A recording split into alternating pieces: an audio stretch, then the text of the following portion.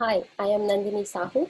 I'm a PhD student at Swinburne University, Australia, and I'm going to talk about my work on black hole scaling relations and a little bit about their implication for gravitational waves. To start with, we use the largest sample of galaxies with directly measured black hole masses, where these black hole masses are directly measured using these primary methods. And we investigated the correlation between black hole mass and various host galaxy properties. For example, the total galaxy mass, bulge mass, size, and stellar velocity dispersion, etc. Moreover, we investigated how these correlations may depend on galaxy morphology.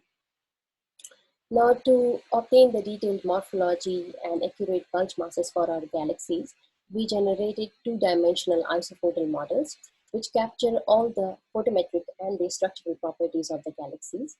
And once we have this luminosity model, we disassemble the total galaxy light into its component and use an appropriate mass-to-light ratio to convert luminosity associated with each galaxy component to its mass.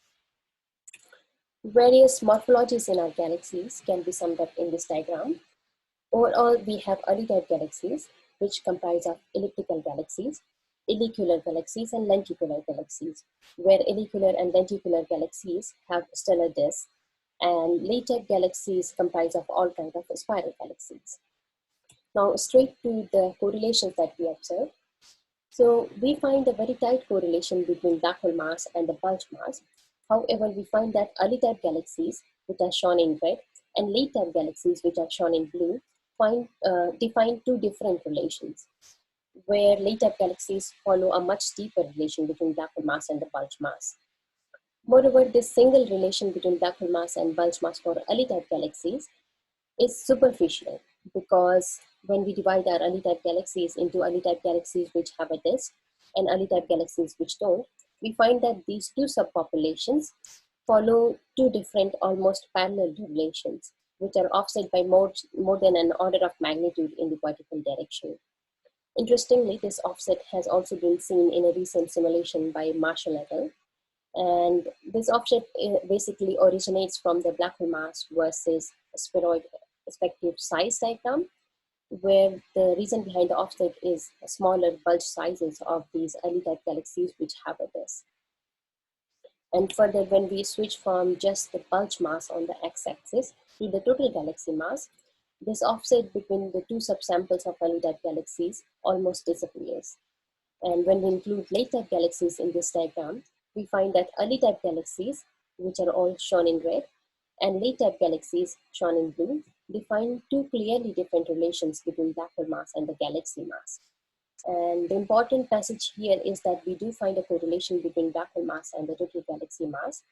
And now, without going into the bulge disk decomposition, the total galaxy mass itself can be used to predict the black hole mass of the galaxy, provided the morphology is known. Consistent with these relations, we also find a division in the correlation between black hole mass and the central stellar velocity dispersion of galaxies, where Sassy galaxies and co-Sassy galaxies define two different relations. These Sassy galaxies are those which evolve through gas-rich processes, and their bulge light profile is described using a Sassy function, whereas co-Sassy galaxies are those massive galaxies which evolve through dry merger events, and they have a deficit of light at their center. Further, we think that this division in the black hole mass versus velocity dispersion relation due to Sassy and massive co-Sassy galaxies is probably because of the evolutionary tracks that these two types of galaxies follow. Further, we found morphology-dependent correlation between black hole mass and other galaxy properties as well. To know more about these relations and a discussion about them, please see these papers.